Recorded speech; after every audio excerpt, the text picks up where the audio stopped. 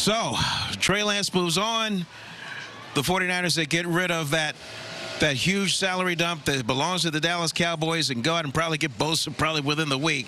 But let's now try and see if Kyle Shanahan is ready to face the media. We understand that he's just on his way. He doesn't just run to the press conference. He kind of strolls. Takes his time. He's just kind of his own thing. All right, he's at the podium now. Let's hear from Coach Shanahan. Pre-game warm-ups, never was able to participate. Chris Conley, shoulder, he had to leave. A.J. Parker pulled his hamstring. Taylor Hawkins, we think, broke his hand. And that was it from today. Can you talk about just the logic of getting rid of Trey for a fourth-round pick? Like, why was that a good move for the organization? Well, we decided on our two we're going to be that we were going with. We'll see how our 53 works out to see if we're going to keep 3 or not. And when we told Trey, when we told him that he wasn't the 2, I said we'd like to keep him here as the 3. But we also want to do what's good for him too, and we'll see how this plays out. Now, when we looked at other teams and he told us that he would like another opportunity to go somewhere where we had a chance to be the 2, we thought we got some good deals for him. There's a number of teams involved. To end up getting in the 4th was a little better than we anticipated and clears up a lot of money and allows a better situation for him too. Did he request the trade, and was it a situation where it was unrepairable to the point where if he wasn't traded, you would have had to release him? No, it was never unprepared. What did you call it? Irreparable. Yeah. We could always fit. I mean, we were good. Like, Trey actually had a great conversation with them today. Had a tough conversation when I told him he didn't win the second job. Today was much easier, just going through it for the last couple of days with them. But no, there was nothing to fix. It was what it was. And I told him when we told him that he was going to be the 3. If he could find another opportunity that was good, we'd allow him to do that.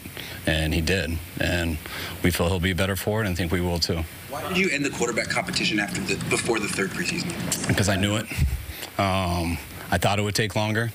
I wanted to go through this game, but I knew it. And I think a lot of guys knew it. And I think he had an idea.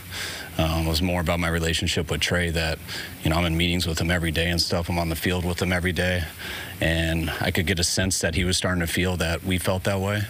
And it was the truth. And I don't want to BS him. So once I thought that once we knew and once I could tell he knew that we knew, I remember the night before, I realized, I'm going to come in the morning and tell him. I don't want that between us. So I did. Didn't expect it to get out right away, but it did. But that was something I thought I owed to Trey. And I told Trey right before a team meeting that we had. I didn't get a chance to even tell Sam or anyone else on the team. That was just a personal thing between Trey and I, and it obviously got out, but that's why I thought it was important to tell him. You on Wednesday, you didn't tell us. Did you want to tell the players first? What was your reasoning?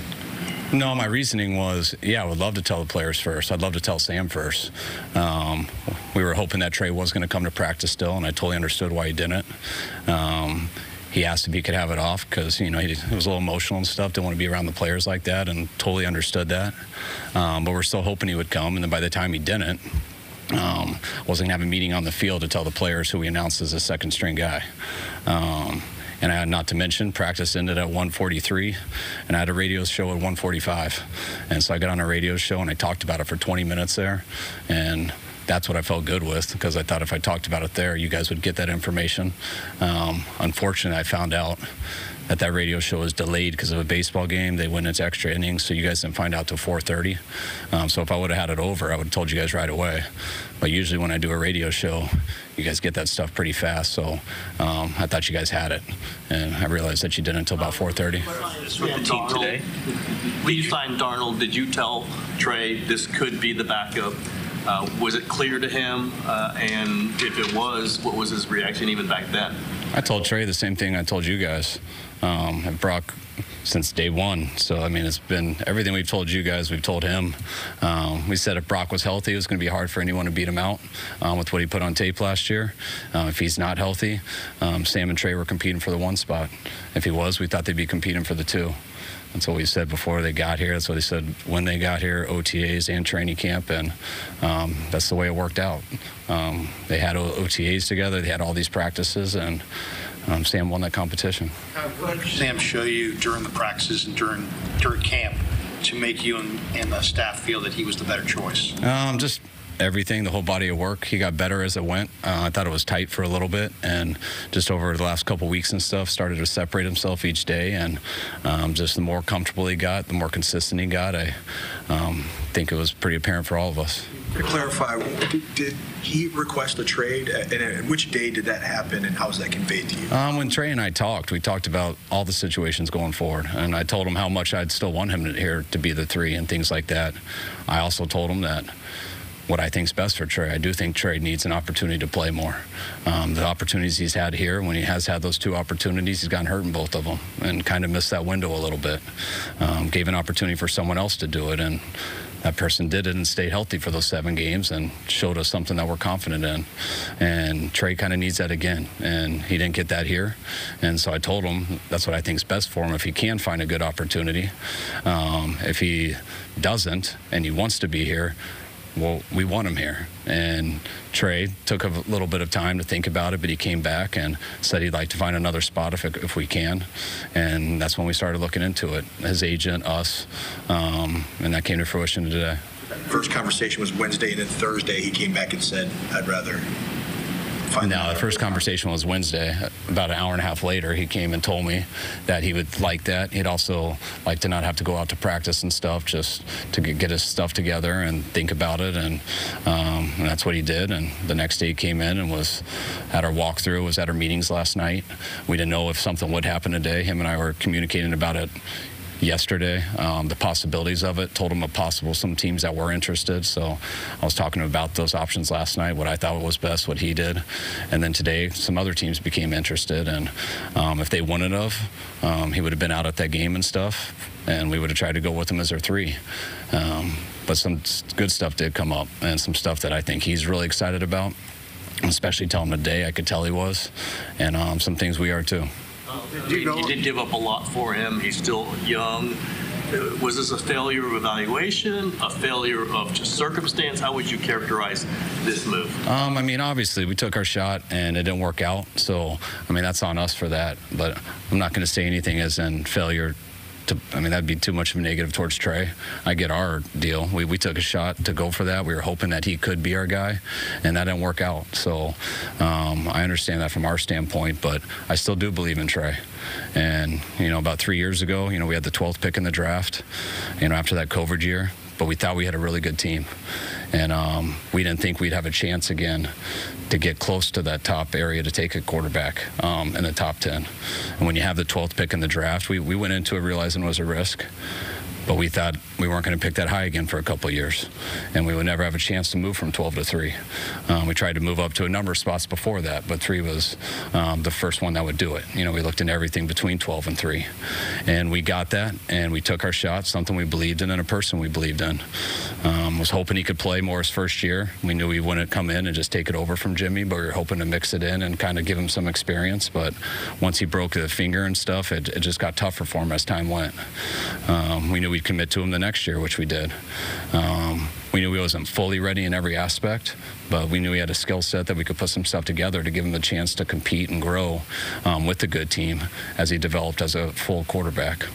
And he got hurt in the first quarter of the second game, which kind of set that back. And now we're here in the 3rd year, and we still got a good team. And we thought it would be Trey.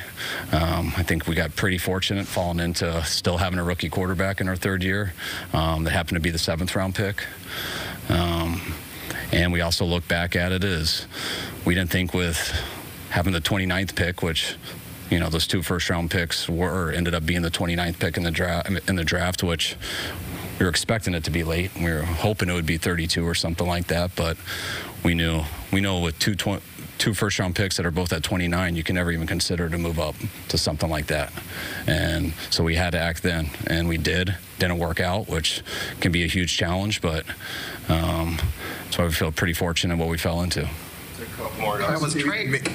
Was Trey able to go over the options with you this morning before you accepted the trade, and then how did you convey that to the team? I just told the team that I told them after the deal, just anytime you trade a quarterback and things like that, I mean, all those guys are going through some similar stuff. I'm going to have a lot of tough conversations with a lot of guys over these next few days. But I always told them the circumstances are different when it's under this magnitude, someone a quarterback position, someone who was drafted like him. So I just told them that's up for John and I to decide. I hope they trust us with what's best for the team, but they just got to be prepared for those questions and stuff, which they're not going to know much about. One non-QB question. What's the status of Jake Moody and how long is he going to be out? That's week to week right now. We're hoping that he can have a chance for week 1. He ended up straining his quad last week in practice, and we'll see how his body reacts to it. With Zane's injury, does that mean you have to look at other kickers? We most likely got to, and we definitely got to have a plan B for week 1. Zane could have been that, but he's probably not going to be ready for week 1 too, looking at what happened to him today. A couple of days, Kyle, you did say 10 days ago, it kind of when it really clarified. You go back 10 days from that was a Raider game. Was that kind of the defining moment for this decision? No, I didn't mean it that way. I mean, I just threw out 10 days. Today, I just said the last couple of weeks. You never make a decision off one day. You never make it off of one preseason game or anything like that. It's accumulation of work. I thought it was a lot tighter earlier on in camp. I thought the more Sam got comfortable, the more reps he got, the more he started to separate himself, and I think that's been over the last couple weeks. Is there anything about the Trey Lance experience that you wish you had done differently? I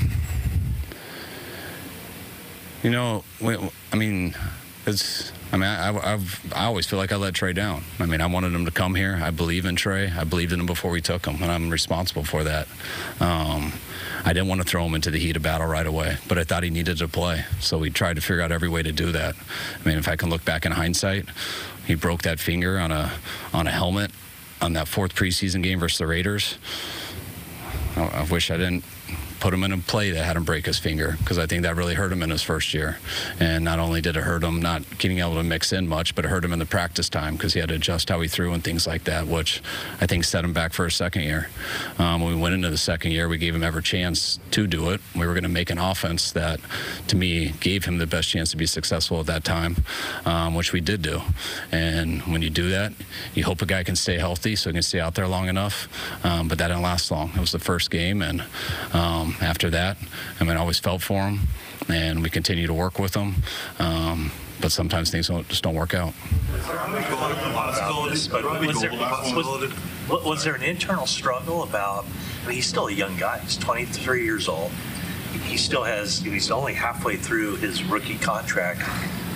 Did you consider just keeping him here just to give him a chance to eventually be the guy that you thought you were getting when you drafted him? Yeah, we do consider that. I just think that was hard for us to do that with where we're at as a team, how much time we have given him, and the situation here where we gave him every chance to beat out Sam, and it just didn't happen. And when you look at it in that case, there's not much opportunities you can do on that practice field. There's not a developmental league. There's not a whole field on the side where we can get our players just to practice to give him reps. You got to get the 1 ready to go. And when you're not, it's hard enough to get the 2 ready to go. The 3 is usually a guy who never gets a rep till he randomly gets out there. And that wasn't what I felt was right for Trey. And with how much we had done so far, and that wasn't going to be what was right for our team either. I thought it was time to move on for him and for us. And I'm well aware of everything that happened, and yeah, unfortunately it did happen, but I like where our team's at too right now, and I feel very good about that. And I also feel very good that despite all that, you'd love to keep a 3rd guy to develop, especially a guy that you really, really love, and believe that he could do it someday. But to do that for $7 million over 2 years, with places where we are in the cap, when you can't provide those reps and stuff for people, and you got other things with our team where we're doing, that to me doesn't make much sense for the Niners. I wish it would, because hell yeah, we'd love to just keep them until eventually it works out. But that clock ran out here, and that's why we had to make a real tough decision, one we didn't enjoy doing, one we didn't want to do. But we try to do what we think's best, and this is what we think's best. This one guy just came down to the fact that where you guys were as a team didn't align with what Trey needed to get where he was trying to go. Very much so. I mean, I do think there was a chance. We thought we were aligned as a team to win right away when we did it with him. We knew it would take him time. but we also had to make a decision where we were going to go with our team over a 2-year window. And we felt that if we could get a rookie quarterback or a guy on a rookie deal who could help us win, man, we could put a good team around him. And we took a shot with Trey because we believed he could. We knew it would take some time. But in the meantime, we were going to have a pretty good team. And the time that we did give him when he had his ops, he missed those. And those weren't his fault. They weren't our fault. They were just, that's what happens in football. And when you take a risk on someone who does need to develop and does need some of that time, and then he misses that time, and we are where we're at right now, it is kind of what it is. And I think we are very fortunate that we did find a guy. We still have a rookie quarterback or a guy on a rookie deal that has helped us put together a good team. We do have a guy that we believe can win with on that deal. And we also feel we have a very strong backup. And that's where we're at. You guys good?